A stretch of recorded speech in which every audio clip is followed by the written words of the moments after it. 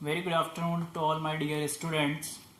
Today we are going to start the chemical properties of metals. Okay. In the previous video we have discussed about the physical properties of metals. आज हम देखेंगे बेटा कि metals की chemical properties क्या क्या होती हैं. Is that clear or not? Okay. Should we start the class? So first chemical property in the sense means कि कोई भी मेटल जब किसी केमिकल्स के साथ रिएक्ट कर रहा है then what will be the outcomes. Okay, so ध्यान से देखना. फर्स्ट हमने लिखा है reaction of metals with oxygen. अगर कोई मेटल ऑक्सीजन के साथ रिएक्ट कर रही है तो क्या होने वाला है. तो बेसिकली देखो, जब भी कोई भी चीज ऑक्सीजन के साथ रिएक्ट करेगी तो वो अपना ऑक्साइड फॉर्म करती है. क्या फॉर्म करेगी बेटा? अपना ऑक्साइड. Is that clear? तो अगर मेटल रिएक्ट कर रही है तो वो ऑक्साइड फॉर्म कर लेगी, मींस मेटल ऑक्साइड कुछ बन जाएगा. मैं क्या बता रहा हूं आपको, ध्यान से देखना. कोई भी metal when react with oxide then the outcomes will be metal oxide. Am I right और not? Outcomes will be metal oxide. So हमने वन बाय वन एक एक मेटल लिए. देखो, सबसे पहले मैंने क्या किया, सोडियम मेटल लिए, उसकी रिएक्शन करवाई ऑक्सीजन के साथ. तो क्या मिल गया मुझे? Sodium oxide. या आप ले सकते हो मैग्नीशियम की रिएक्शन भी करा सकते हो आप ऑक्सीजन के साथ. तो क्या मिलेगा आपको? Twice of MgO. ठीक है, ये 2Mg ऐसे मान लो. ठीक, हमने क्या किया, मैग्नीशियम की रिएक्शन कराई ऑक्सीजन के साथ. या मैग्नीशियम को जब आप बर्न करोगे ऑक्सीजन के प्रेजेंस में, कोई भी चीज बर्न कब होती है? जब उसे ऑक्सीजन की सप्लाई मिल रही होती है. वेरी इंपॉर्टेंट पॉइंट ध्यान रखना. ऑक्सीजन दी आपने, बर्न होके क्या बना लिया इसने? Magnesium oxide. One more important thing that we are saying here that all the metal oxides are basic in nature. How can we say that? कोई भी मेटल ऑक्साइड आपको मिला बेटा, आप कैसे चेक करोगे whether it is acidic or basic? When you react with this oxide with water, then the outcomes will be base. If the outcomes will be base, then we are saying that all the metal oxides are basic in nature. This is base. What? Sodium hydroxide. क्या है बेटा? Sodium hydroxide. कोई भी metal हो, कोई भी metal का oxide हो, that all metal oxides are basic in nature. बहुत इंपॉर्टेंट चीज है, ध्यान रखना. कैसा होता है नेचर में? बेसिक. कैसा फॉर्म करेगा बेटा? बेस फॉर्म करेगा. ठीक है. नेक्स्ट प्रॉपर्टी हमने लिखी reaction of metals with water. सारी फर्स्ट इंपॉर्टेंट थिंग, क्या सारी मेटल्स रिएक्ट करती हैं? नहीं करती बेटा. नेचर में जो मोस्ट रिएक्टिव मेटल्स होती हैं नेचर में, वो ही वाटर के साथ रिएक्ट करती हैं. उनकी भी रिएक्टिविटी डिफरेंट होती है. अपर रिएक्टिव जो मेटल्स होती हैं वो कोल्ड वाटर के साथ, ठंडे पानी के साथ भी इजीली रिएक्ट कर जाते हैं. उसके बाद अगर मॉडरेट रिएक्टिव मेटल्स की अगर मैं बात करूं, जैसे एल्यूमिनियम हो गया, आपका आयरन हो गया, जो ये मेटल्स होती हैं बेटा, ये क्या करती हैं? ये वार्म वाटर के साथ रिएक्ट करती हैं. कोल्ड वाटर के साथ अगर आप रिएक्ट कराओगे तो so there is no change in their reactions. Okay. अगर हम बात करें कि उससे थोड़ी कम रिएक्टिव मेटल, जैसे एल्यूमिनियम की बात करें, जिंक की बात करें, so these are very reactive metals, very much reactive. तो ये क्या करती हैं? वार्म वाटर से भी रिएक्ट नहीं करती है मेटल्स, ना कोल्ड वाटर से करती है. तो इनके लिए क्या करना पड़ता है? स्टीम से रिएक्शन कराना पड़ता है, जब जाके रिएक्शन फॉर्म होती है. और ये रिएक्ट करके क्या बना लेते हैं बेटा? अपना हाइड्रोक्साइड बना लेते हैं. क्या बना लेते हैं? Hydroxide. And hydrogen will be evolve. That is very important thing. कोई भी मेटल कभी वाटर के साथ रिएक्ट करेगी तो क्या फॉर्म होगा? मेटल का hydroxide and hydrogen gas will be evolve. ठीक है. देखो, हमने यहां पर एग्जांपल लिया है पोटेशियम का. हम रिएक्ट करा रहे हैं बेटा किसके साथ? वाटर के साथ. तो ये क्या बना है? Potassium hydroxide. Important thing, potassium hydroxide is a base. Okay. क्या निकला साथ में? Hydrogen gas. और क्या मिल रहा है अपन को? थोड़ा सा हीट भी इवॉल्व हो रहा है उसके साथ. ठीक. जब रिएक्शन किसके साथ हो रही होगी? कोल्ड वाटर के साथ. जब आप रिएक्ट करा रही हो, कोल्ड वाटर है. ठीक है. अब एक और मेटल हमने लिए एल्यूमिनियम. एल्यूमिनियम की आप रिएक्शन करा रहे हो बेटा वाटर के साथ, सेम थिंग. तो क्या बना रहा है? ये ऑक्साइड फॉर्म कर रहा है, एल्यूमिनियम ऑक्साइड. एंड क्या हो रहा है? Hydrogen gas will be evolve. किसके साथ रिएक्ट करी अभी इसने? स्टीम के साथ. नॉर्मल वाटर के साथ आप रिएक्ट कराओगे तो नहीं होगी रिएक्शन. माइंड में रख लेना बात. ठीक है. नेक्स्ट प्रॉपर्टी आपकी कहती है कि जब कोई मेटल किसी एसिड के साथ रिएक्ट कर रही होगी, ध्यान से देखना, जब कोई भी मेटल किसी एसिड के साथ फॉर्म कर रही होती है, क्या है? मेटल जब भी किसी एसिड के साथ फॉर्म करेगी बेटा, तो जो प्रोडक्ट मिलेगा आपको, आउटकम्स जो मिलेगा वो मिलेगा metal salt and hydrogen gas. कभी भी मेटल्स किसी भी एसिड के साथ रिएक्ट करेगी तो अपना सॉल्ट बना लेगी करस्पॉन्डिंग, ठीक है। अगर मैग्नीशियम रिएक्ट कर रहा है तो मैग्नीशियम बना लेगा सॉल्ट, सोडियम कर रहा है तो सोडियम सॉल्ट बन जाएगा, और अगर मेटल्स कर रही है रिएक्ट तो उसका अपना सॉल्ट बन जाएगा। यहां पर हमने देखा मैग्नीशियम रिएक्ट कर रहा है किसके साथ, हाइड्रोक्लोरिक एसिड ले रखा है हमने। कौन सा एसिड है, हाइड्रोक्लोरिक, ध्यान रखना HCl होता है। क्या बना, देखो product will be magnesium chloride, अपना क्लोराइड बना लिया, अपना सॉल्ट बना लिया, ये सॉल्ट है बेटा। और hydrogen gas will be evolve. Upper arrow show that the gas is evolve, बाहर निकल रही है। अपर एरो शो करता है कि गैस बाहर निकल रही है, और डाउनवर्ड क्या शो करता है कि कुछ प्रेसिपिटेट फॉर्म हो रहा है, ठीक है।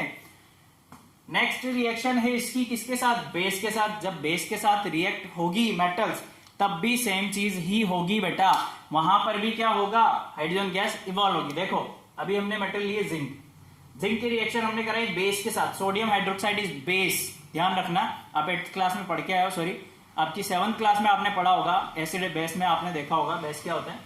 तो हाइड्रोक्साइड है मींस बेस है।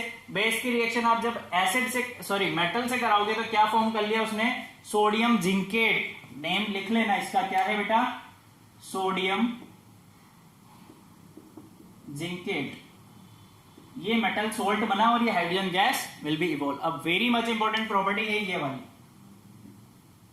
ठीक। देखो क्या है ये, when reaction of metals with salt solution. अभी कोई सॉल्यूशन आपको दिया हुआ है, एक्वेस सॉल्यूशन है, उसमें जब आप जैसे ही कोई मेटल डिप करोगे तो क्या होगा, तो रिएक्शन कैसी होगी वो हमें बताना है। तो देखो कुछ मेटल्स होती हैं जो क्या करती हैं इजीली, ऐसे ऐसे समझो बेटा कि ज्यादा ताकतवर मेटल क्या करेगी, कमजोर वाली मेटल्स को डिस्प्लेस कर देगी, उसकी जगह पे बैठ जाएगी, ठीक है। तो क्या कर लेगी, अपना सोल्ट बना लेगी। देखो जिंक की रिएक्टिविटी कॉपर से ज्यादा होती है, तो जिंक ने क्या किया, कॉपर को भगा दिया, जिंक ने क्या किया, कॉपर को भगा दिया और खुद इसकी जगह बैठ गया और क्या बना लिया, जिंक सल्फेट, और कॉपर को भगा दिया, ठीक। सेम यहां पर देखो कॉपर ने भगा दिया किसको, अर्जेंटम को, यह है सिल्वर नाइट्रेट। सिल्वर को भगाया और कॉपर का नाइट्रेट बना लिया और सिल्वर को कहा आप जाओ, आपकी ताकत नहीं है कि आप मुझसे लड़ सको, ठीक है। तो अपनी अपने रिएक्टिविटी के अकॉर्डिंग यहां पर मेटल क्या कर रही है, अपना सोल्ट बना रही है। तो किसकी कितनी रिएक्टिविटी होगी, कौन कितना ज्यादा रिएक्टिव होगा नेचर में, ये हम देखेंगे अभी रिएक्टिविटी सीरीज से। आप इसका फोटो मतलब स्क्रीनशॉट ले लीजिए या फिर आप नोट डाउन कर लीजिए जल्दी से, टेक अ स्क्रीनशॉट फास्ट।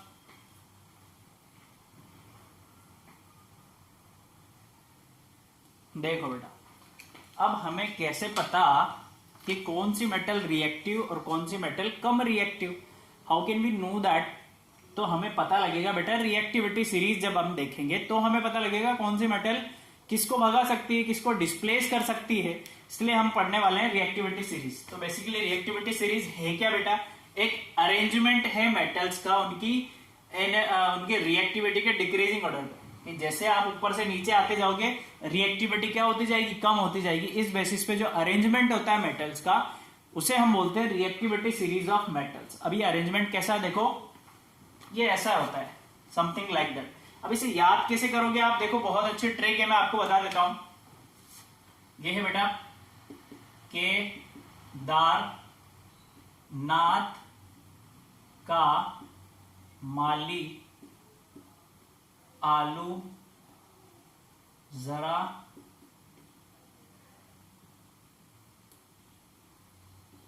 फीका पकाता है, ठीक है। देन यहीं से वापस हाई कोर्ट है आप कैसे बनाइए, इन तीनों से मिलकर बनाए, ए पी से मिलकर आप बनाए, आपका, ठीक है बच्चों। Is that clear, this is the short trick. Kedarnath का माली आलू जरा फीका पकाता है, हाई कोर्ट है आपका। बहुत ही इंटरेस्टिंग शॉर्ट ट्रिक्स है, इससे आप क्या कर सकते हो, रिएक्टिविटी सीरीज के मेटल्स याद रख सकते हो कि कौन ज्यादा रिएक्टिव होगी। या आप ऐसे याद रख लो, हाइड्रोजन के ऊपर की जितनी भी मेटल्स होती हैं सब मोस्ट रिएक्टिव होती हैं, उनकी रिएक्टिविटी हाइड्रोजन से ज्यादा होती है, ठीक है। इसके नीचे वाली जितनी भी मेटल्स होती हैं उसकी रिएक्टिविटी हाइड्रोजन से कम होती है। एक और इंपॉर्टेंट चीज कि सबसे ज्यादा नेचर में बेटा इंसान, दो ही इंसान जाने जाते हैं दुनिया में, जो सबसे ज्यादा अमीर होता है और जो सबसे ज्यादा गरीब होता है। सबसे ज्यादा फेमस चीज की अगर हम बात करें तो यहां पर भी हम सबसे ज्यादा रिएक्टिव मेटल की बात करेंगे। सबसे ज्यादा रिएक्टिव, मोस्ट रिएक्टिव मेटल होती है आपकी lithium. Okay, and if I am talking about the least reactive that is platinum. ध्यान रखना, लीस्ट और मोस्ट आपको पता होना चाहिए, ठीक है। ट्रिक्स मैंने आपको बता दी, एक और बार रिपीट कर देता हूं। क्या होती है? केदारनाथ का माली आलू जरा फीका पकाता है, एंड वापस से हाई कोर्ट है आपका। ओके, देखो हमें पता क्या लगा रिएक्टिविटी सीरीज से? हमें ये पता लगेगा बेटा फर्स्ट थिंग कि जो सबसे ऊपर पार्ट पे मेटल लिखी हुई है वो सबसे ज्यादा रिएक्टिव है, जो सबसे लास्ट में मेटल लिखी हुई है वो सबसे कम रिएक्टिव है। और हमें क्या पता लग रहा है? देखो हमें पता लग रहा है कि जो हाइड्रोजन के ऊपर वाली मेटल्स हैं वो रिएक्टिव हैं। किससे ज्यादा? हाइड्रोजन से ज्यादा रिएक्टिव हैं। और क्या पता लगा? जो हाइड्रोजन से नीचे मेटल लिख रही है वो हाइड्रोजन से कम रिएक्टिव है। मींस हाइड्रोजन से ऊपर वाली हाइड्रोजन को डिस्प्लेस करके कंपाउंड फॉर्म कर सकती है। वेरी मच इंपॉर्टेंट थिंग, ऊपर वाली मेटल्स हाइड्रोजन को डिस्प्लेस करके अपना कंपाउंड बना सकती है। एक और, जो नीचे मेटल्स हैं वो कभी भी हाइड्रोजन को डिस्प्लेस नहीं कर सकती। कैसे? एग्जांपल देखो, समझ में आएगा। मैंने लिया है जिंक, इधर मैंने ले लिया कॉपर सल्फेट, ठीक है। बहुत ध्यान से देखना, देखो जरा, जिंक मेटल कॉपर मेटल को डिस्प्लेस कर पाएगी? नहीं कर पाएगी। देखो जिंक, देखो कहां है? ये रे बेटा जिंक। कॉपर किधर है? इधर है कॉपर, ये कॉपर है।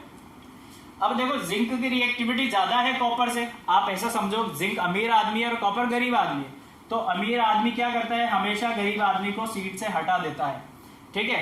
तो जिंक क्या करेगा? डिस्प्लेस कर देगा और क्या बना लेगा? Zinc sulphate. अपना कंपाउंड्स बना लिया और मेटल को बोला बाय बाय, आप अब घर जाओ, आपका काम खत्म। ओके, सो ये बात तो हमें समझ में आ गई कि ऊपर वाली मेटल्स क्या कर रही है? हाइड्रोजन को डिस्प्लेस कर रही है। इतना हमें समझ में आ गया।